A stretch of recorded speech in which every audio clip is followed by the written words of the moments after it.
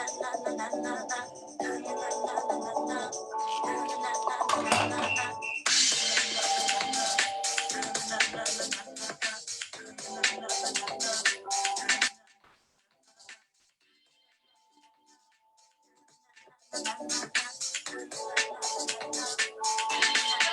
hello. Hey, Fit Pros. I'm hoping on Thursday when I've got John from Fitness Mics on, he's going to give me a better way to play my theme song. He's going to tell me some better ways to play my theme song than to just play it off the phone and then turn it off. Oh, but I love that theme song, y'all. So that is a song called Rise Up that's available in the royalty-free music catalog at Muscle Mixes. And y'all, it's a great song, and Denise has given us permission to use it for the Fit Pros Show theme song, and I just love it. It's so just uplifting. It makes me feel really good. I've probably said this before, but I told her I wanted a song that made me feel the way Macklemore's Glorious feels. And if you ever listen to that song, you know that's just so inspiring and just makes you feel really good when you listen to it. And if you watch the video, forget about it. You will smile the rest of the day. That's the video where he goes and takes his 100-year-old grandma out for the day and just kind of takes her like all the places that she wants to go, and he buys her like snazzy shoes and has a little surprise party for her. It is, y'all, so good, so good. I should put a link in here to that video. It's just so precious. I smile all day every time I watch it. So I like to watch it often. Okay, y'all, we are here to talk about balance. So I keep on doing this because in South Carolina, y'all, it is cold.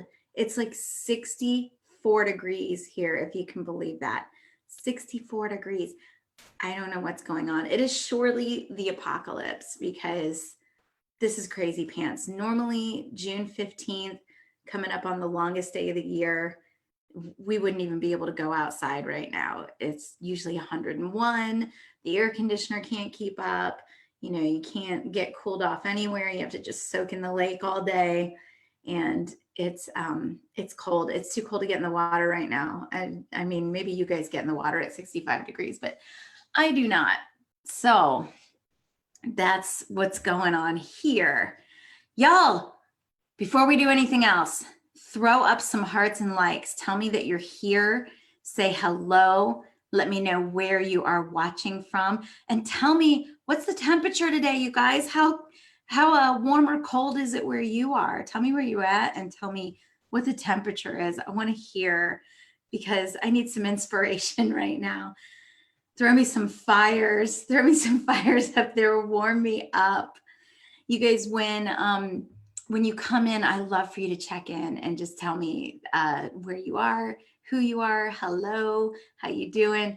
It really helps me to know who's here and helps me to know that you're going to engage with me in these talks, because even though I know that you're watching, I really want to hear from you during these talks. That's especially true today because we are talking about being a hybrid fitness professional, balancing between leading online workouts and leading in-person workouts. And that's something that a lot of us are coming to terms with for the first time ever because gyms are starting to reopen. So you're going back to your in-person workouts. And of course, things are different. And we're going to talk about that.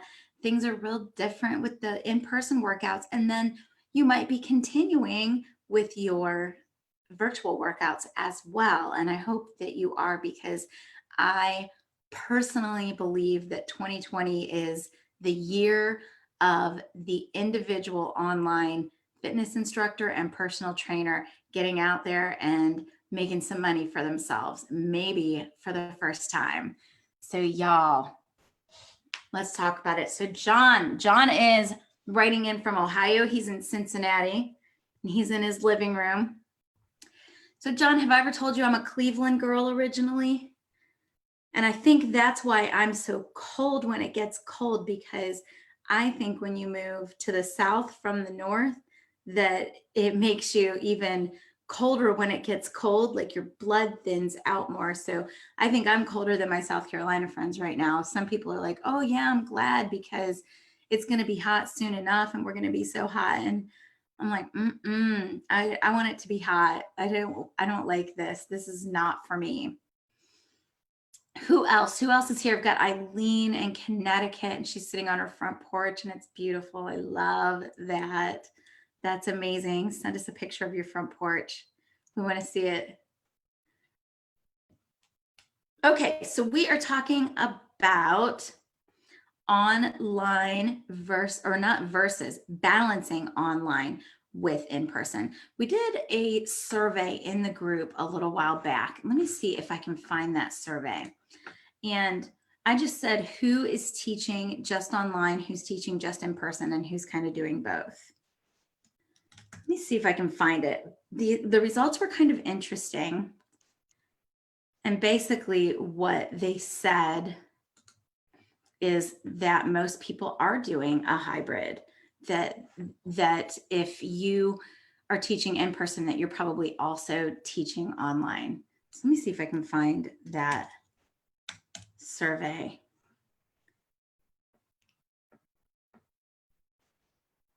Oh man, I don't see it, but I do see some really cool things. Do you guys see that video that Kim Lehman and her class did where they passed the little heart from side to side? It was super cute. They like filmed that virtually and then she edited all the pieces together. It was amazing. So go back and go back and look for that. If you look for Kim Lehman, Lehman, on our group, you'll find it.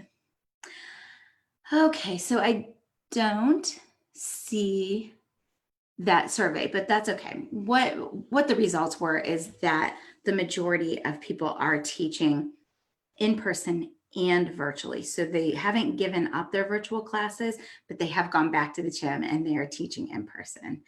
And I think that is amazing. I think that there are definitely advantages to that for the instructor that wants more variety in their schedule. And we're going to talk about that more in a second. So for me personally, at this point in time, I have decided to stick to just virtual. And so I talked about this a little bit on the show, but I was talking on the Fit Pro show the 1 week, like 3 or 4 weeks ago, the first week of May. And I was saying, you know, I'll be honest with you, I don't think I will ever teach another cycle class, not because I don't want to, but because there just won't be a market for it. The gyms will reopen and people are not going to want to come in and touch the bikes that other people have touched. And they're not going to be wanting to be in that small room and breathing each other's air. And then the next week I had to eat my words because I got the call from my YMCA where I've always taught, and they asked me to come back and teach. And our gyms in South Carolina opened on May 18th. And so I was able to go back and teach cycle. So for me, I went in, I teach a Tuesday, Thursday class, and I went in on Tuesday and they took my temperature and did all the stuff, you know, that they do to make sure everybody's safe. And then I did my thing. And then Thursday, same thing, came in, took my temperature. I had to wear the mask into the facility, the whole deal. And what I found is that it's just, for me right now, it's just not for me to really like venture out into public that much at all. Like I have been very protective of my state of mind through the whole quarantines and COVID crisis. And I felt more in danger of getting depressed than I did of getting sick. I don't like going back and going out and seeing everybody in masks. And I don't like having like sterilizing everything and just, having my temperature taken and all of that. And so, I would love to hear your comments because I don't feel, I feel like that's a choice that I made, and it just is a personal decision. But, um, you know, say anything that you want. I would love to hear opinions. That's just where I was at that time. I just felt like I'm not afraid of getting sick. I'm afraid of getting depressed. So I did not go back. I am sticking at home. I'm teaching my yoga at home to my virtual participants. And that's where I am. So as we go through this, I say that because a lot of you may be hybrid instructors, or you may be just in-person instructors. And if you are, I would love to hear some of your comments. So please comment, ask questions. Let's make this as interactive as possible. Okay, so let's get started. All right, go Gamecocks. And mom is a Southern girl too, raised in Inman. Yeah, that's not too far. You cannot tell who you were talking to when you speak to people with a mask on. That's the truth, isn't it? Like sometimes I'll look at people and I'll think, do I know them? Like all you can see is their eyes, and then nobody can hear each other. And so then half the time they're pulling them down, and that's a whole other thing. Good times. So y'all, let's talk first about knowing the value and knowing the pros and cons of teaching in person and knowing the pros and cons of teaching a virtual class. I want to look at this as two very different things. I want to look at these as if they are as different as they could possibly be. And let's understand the pros and cons of each. I'm going to list a few that I've listed out for my notes, and then I want you to add to that.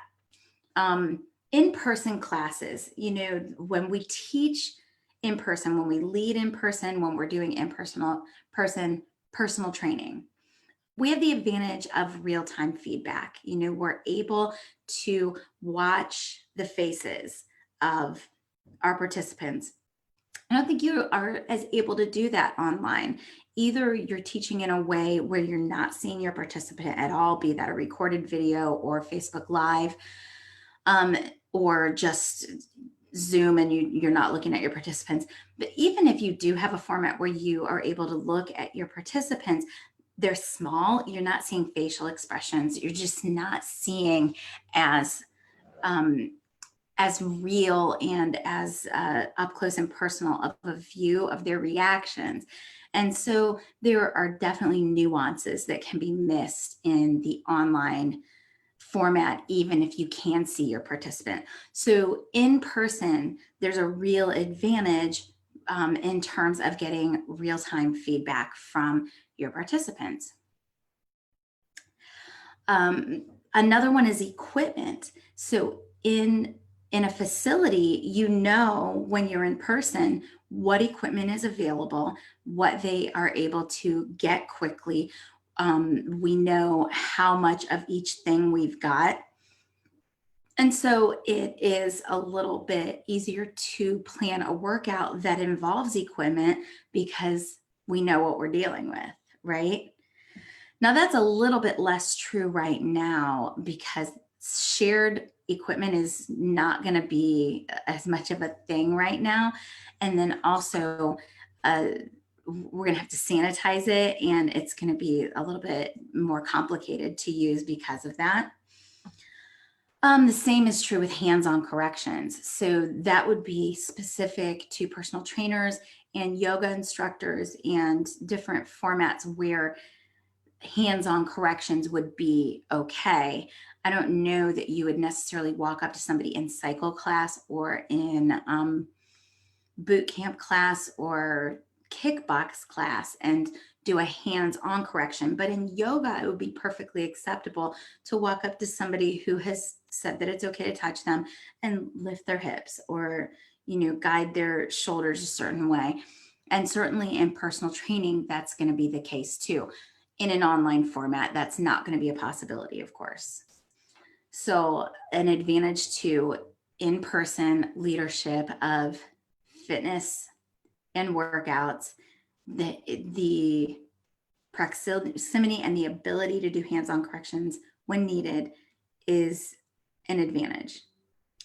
Now, you guys, those of you who are in person right now, tell me, are you allowed to touch your participants? I would love to hear if you are allowed, because I have a feeling that at least half of the facilities that are open are saying probably no touching. Okay, so in person, there's an accountability, and it's a different type of accountability than we can do online. So online, I'm going to stop yanking at this thing. There's a spot on my shirt that I just noticed, and it's driving me crazy that it's showing. So in person, you walk into, let's just talk about classes, specifically group fitness classes.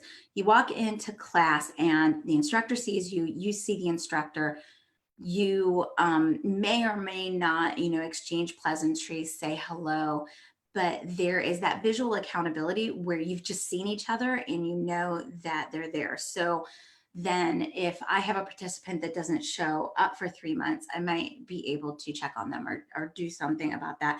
Or another example of that, I'm calling this disconnected accountability, because it's kind of an accountability by proximity more than anything else.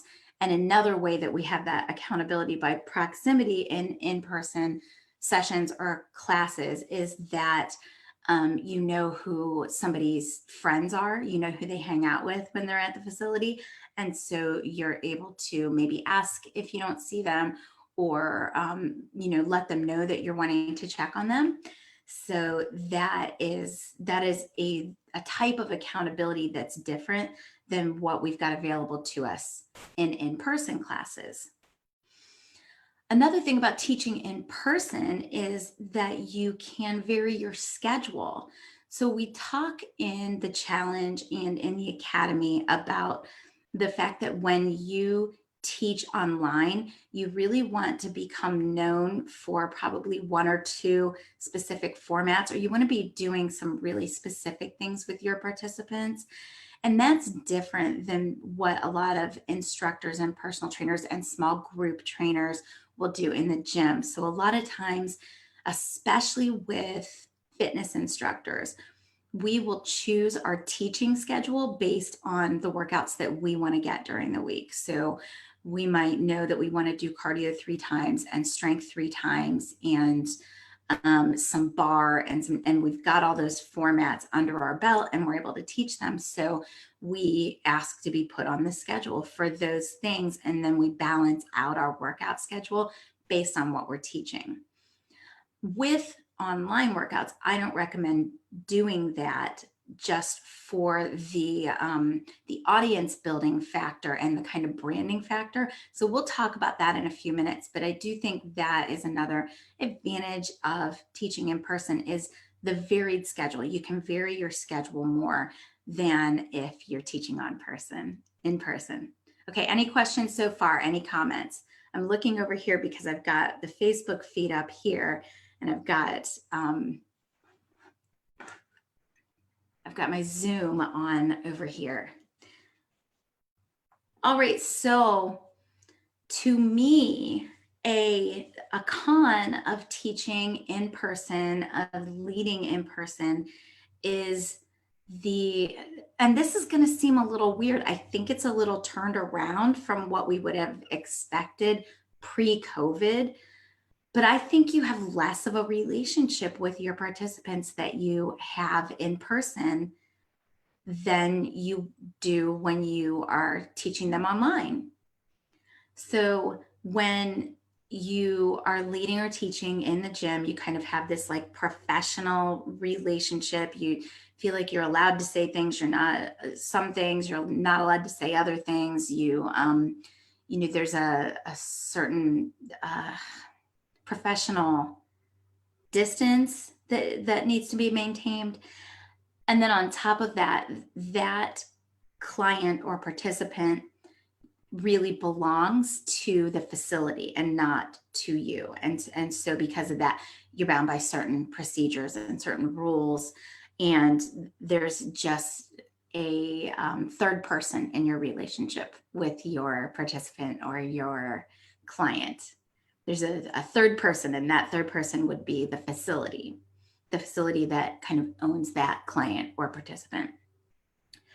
So that's huge, because with online, and specifically with being an individual going out and teaching to individuals and selling them monthly subscriptions, I'm directly got the relationship with that client.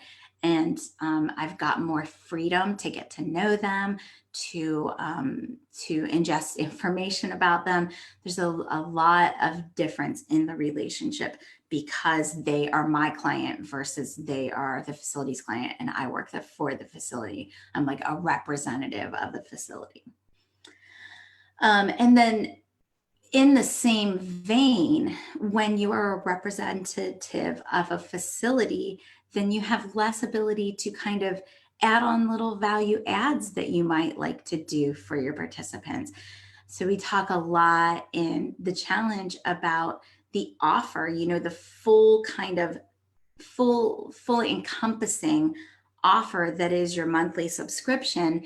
And what is the difference between just offering 3 classes a week and offering them a full offer? And the difference is the little value adds, the things that you like to do for them, the ways that you like to build community between them, the way that you're communicating between classes, and the things that you're communicating to and with them between classes or between sessions is very different. You don't have much or any ability to communicate between sessions when you are an in-person instructor. So that's just one of the, possible drawbacks of being an in-person instructor versus being a live instructor. The other side of that coin would be that you're not taking it home with you. You're not having to think about your clients or participants between sessions, right? All right, and so then with teaching online, leading online, I'm going to put my glasses on. I've got my notes over here and I can't see my online notes. So when we are developing a following and we are working on building a group that works out together online, or if we're working on building a following that might hire us to personal train them online, then we're more concerned with building kind of a personal brand. And so that's very different than going into the gym in terms of how you're going to present yourself in a schedule of classes. So in the gym, you may teach some body pump and some yoga and some Pilates and a bunch of different things. And people will look at the schedule and they'll be like, Kelly's teaching Pilates today, I'm taking Pilates. And so they might follow you because you're you and not because of the class. When you are teaching online and you're really trying to build a brand, you most likely are going to want to stick to 1 or 2 formats, because you want to become easily known for a certain type of offering.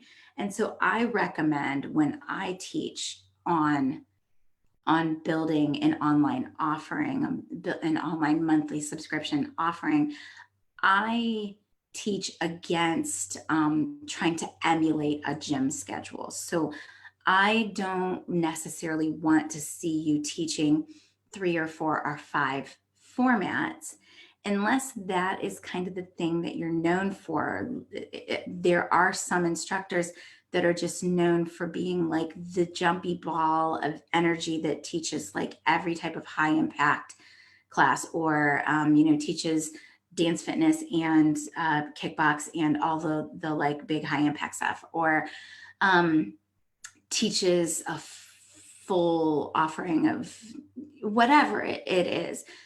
There are certain people who will build their brand and be known for I'm going to give the example of one of my Academy participants. Her real big differentiator versus other instructors is that the people who take from her, she's an instructor, so the people who take classes from her love her, and she has this rabid following of people who love her, and they're kind of like a family. It's almost like they're the beehive, right? They're the who else has a following that has a name? I can't think of anybody else, but Beyonce's followers are the beehive. And so she's got like a beehive, and so she could teach anything online, and that doesn't matter as much as the fact that it's her.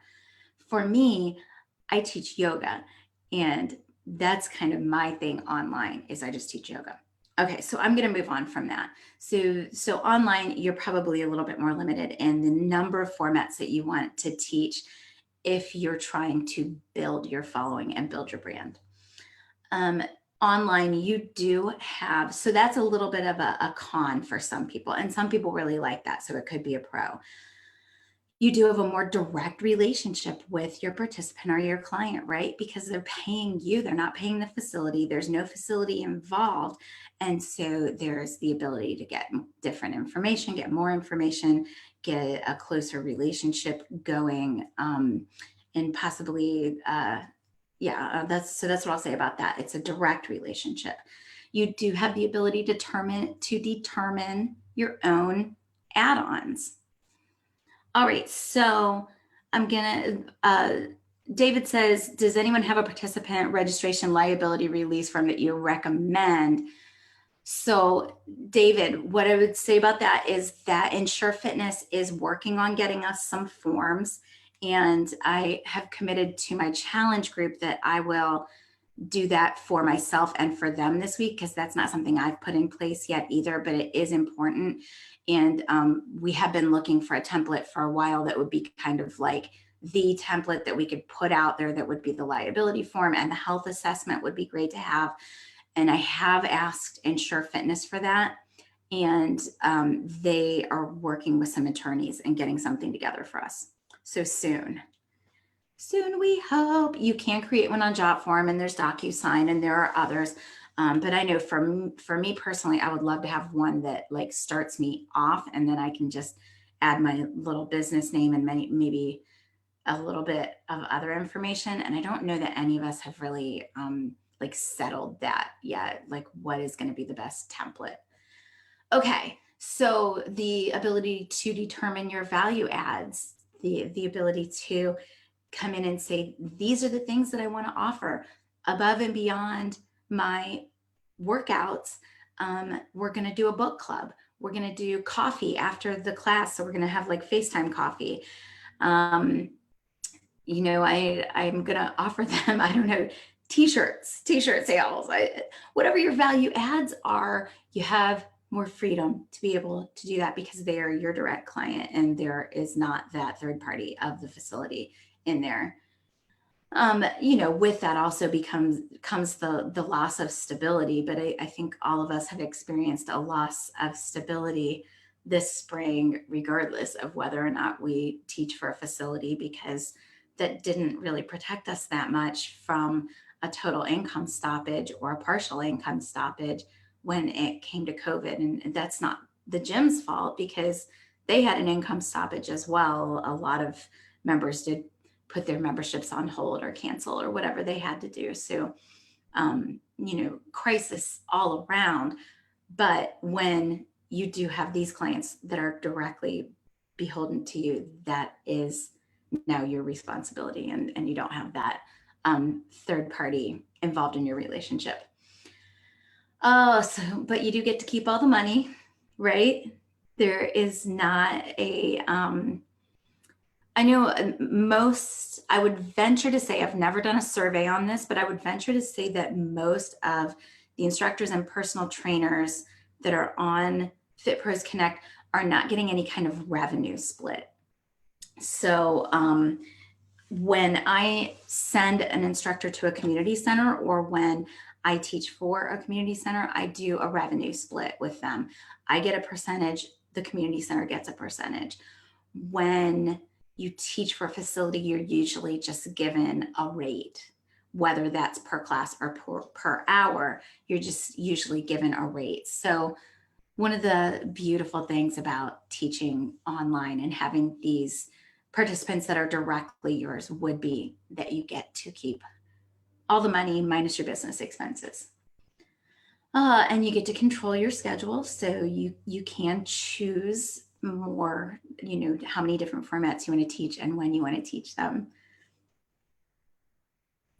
But we talked about this for a while. I've got the con listed here as that the schedule isn't as varied, and for me, that's just a recommendation that I would make, that you work to become known for one or two formats, and that you would not be teaching 5, 6, 7 formats.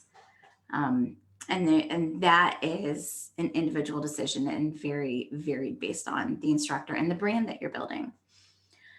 Okay, so let's talk. So we've laid out some of the most valuable points on teaching online or teaching in person. And that's important because you really, especially when you're setting your price, you want to understand what the advantages are and why people come to you and why they would work out online with you. But I want to talk now about best practices. How do you really balance out if you're going to do both? Some people went back to the facility and they were asked to, or let's even back up further. So COVID starts. Some facilities asked their instructors to teach online for the facility, right? Either from home or they were able to come into the studio, whatever it was. Some people are teaching online for their facility. Some people are teaching just for themselves. They just went out and started a class and now are hopefully charging. Hopefully you guys, fitness works. Hopefully you're charging. Some are doing it for free. Still, if you're doing it for free, make sure that you do the Go Virtual and Get Paid Challenge with me in August. That's all I'll say about that. I'm not teaching it in July, but I will teach it in August. So there are a lot of different options here. Some people are being asked to teach for the facility, even now that the facility is open. They're asked to teach live classes. And some people are asked to be teaching live classes while they're actually teaching live classes, like broadcasting their live class on the internet. So here's what I've got. I think that trying to broadcast a class while you're teaching live is a bad idea for a lot of reasons. And so I sympathize with you if you're being put in that position and being asked to do that, but I would warn against it. For me, and my expertise, I've been teaching for 26 years, knowing what I know about things that can go on during an in-person class, combined with my 3 months of teaching live online and knowing the technical issues that happen on a daily basis going online, I think it's too much to manage. First and foremost, I think it's too much to manage and do well. And you are showing up because you want to do a great job, right? I mean, that's why we all show up to do this. We want to do a great job and we want to be able to give that real-time feedback and those hands-on corrections and all those in-person things that we can do. So if you're broadcasting your class, you're going to be less likely to walk over to a participant and do any kinds of hands-on correction or ask them if they're okay, if they look red-faced, or check on them, ask them to get water, whatever it is. You're going to be less likely to do that because there's this whole other audience watching, because you're worried about going off camera. There's just a whole other set of concerns that I think don't need to happen in an in-person class that will be put on the instructor if they're asked to broadcast those classes. You guys tell me, has anybody here been asked to broadcast their in-person classes so that they're broadcasting it in real time as it's going on? Anybody? I don't see any comments yet saying that there is, but I have heard of it a lot, and I imagine that it's just going to be, it's going to be asked of people. It's going to be like this idea that comes out of COVID because we did all go virtual, and it's going to be brought up. And so I want you to be prepared to speak on that in a rational and educated way when it is asked of you, when and if it is asked of you. So if you're a hybrid instructor, if you're teaching online and in person, I personally would recommend against mixing those two things, and especially mixing them in real time. Okay, so Shelly says, in my studio, so you're doing that for yourself in your own studio, which makes a lot of sense if you're the studio owner, that yes, you would want to teach in person and go ahead and broadcast that as well, and get that kind of double duty. And yes, it is exhausting. And we're going to talk about the work that goes into teaching in person versus virtually in a second. But yeah, I imagine that is really exhausting. So that's another drawback and another reason to really think about not doing it.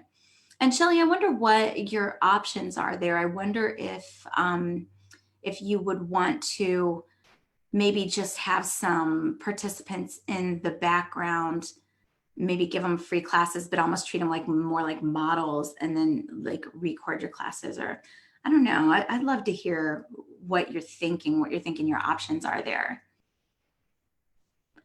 Okay, so one reason that you don't want to broadcast and teach in person at the same time would also be that or another reason I should say, another reason would be that as an instructor or a personal trainer that is an employee of a facility, I don't think that you should mix those two presences. I don't think that you should mix your in-person presence with your virtual presence. And so that means that if the facility is asking you to broadcast your in-person classes, I would warn against that. But even if they are asking you to teach online for them, if you have any aspirations of teaching online for yourself, then I would not mix those two things. I would keep the teaching online just for my own business or sole proprietorship, for the branding aspect, for the being known on the internet aspect. And another thing that I really didn't research, and I'd love to hear if anybody has any feedback on this. An example of this would be Peloton. Peloton has these instructors that almost become like rock stars. Like, they have a bajillion Instagram followers, and people are just in love with them, and eating up everything they do throughout the day.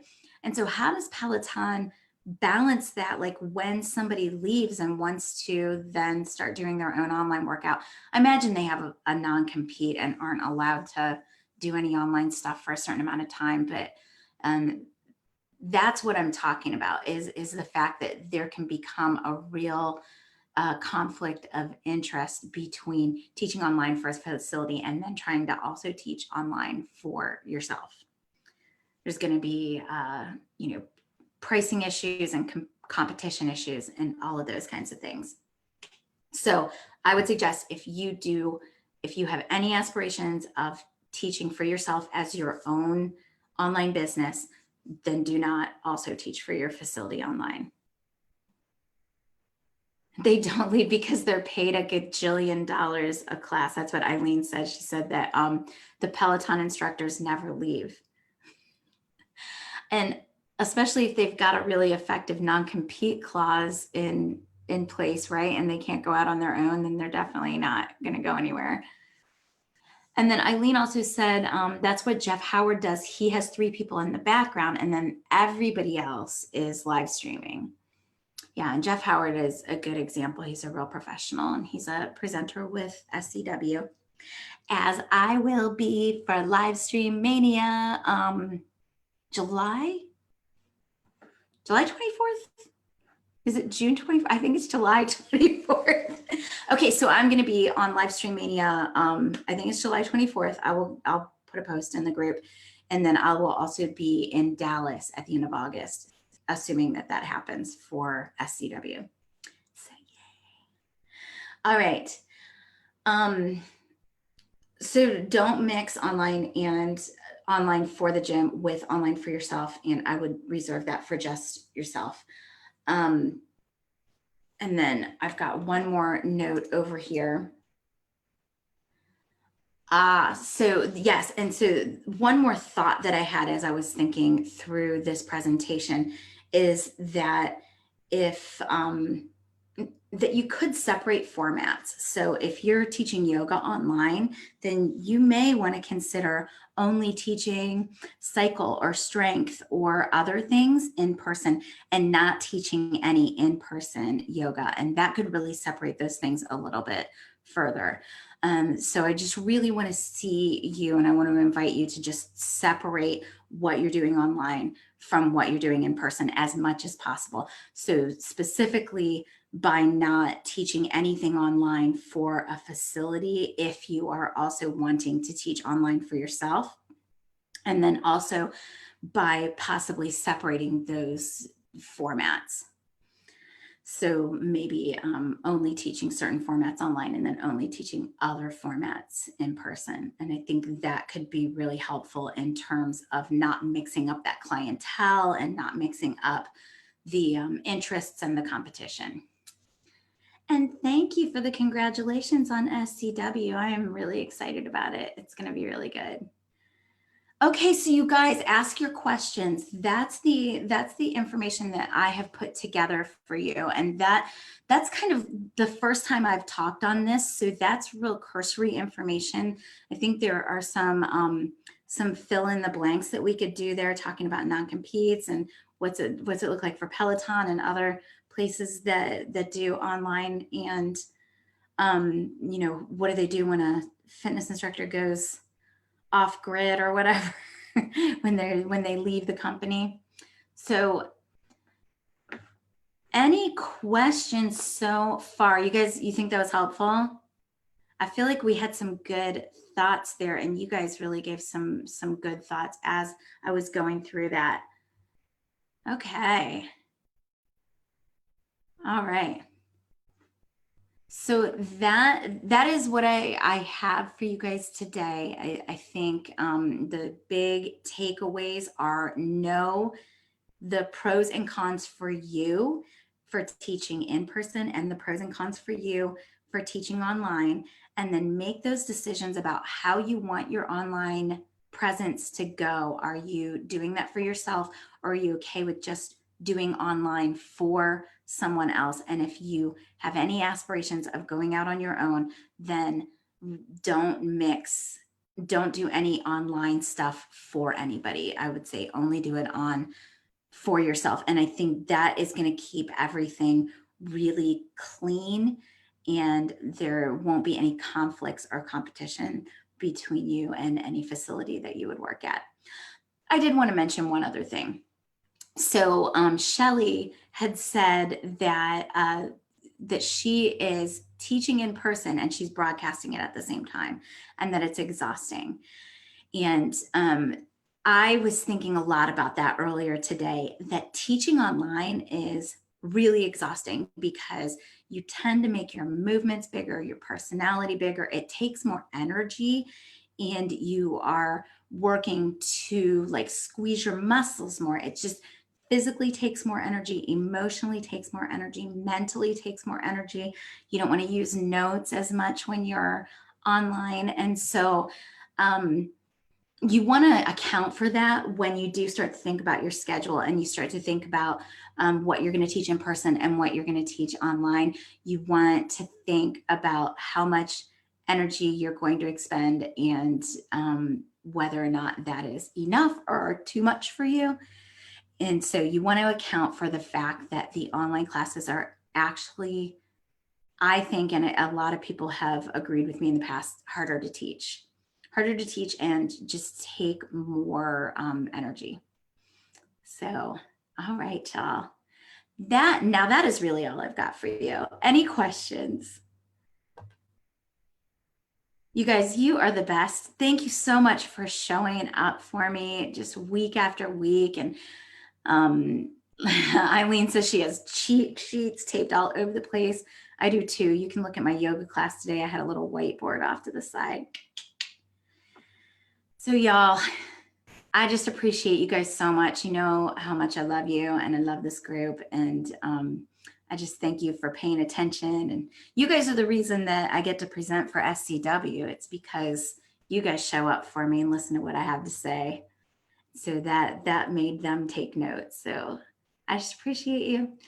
Okay, so this week I've got the challenge going on. Next week I will open registration again for the Academy. So if you are interested in the Academy, contact me. I can give you more information. Registration for that will be open next week. And other than that, just keep in the group, and I love you, and I'll see you soon. All right, bye-bye.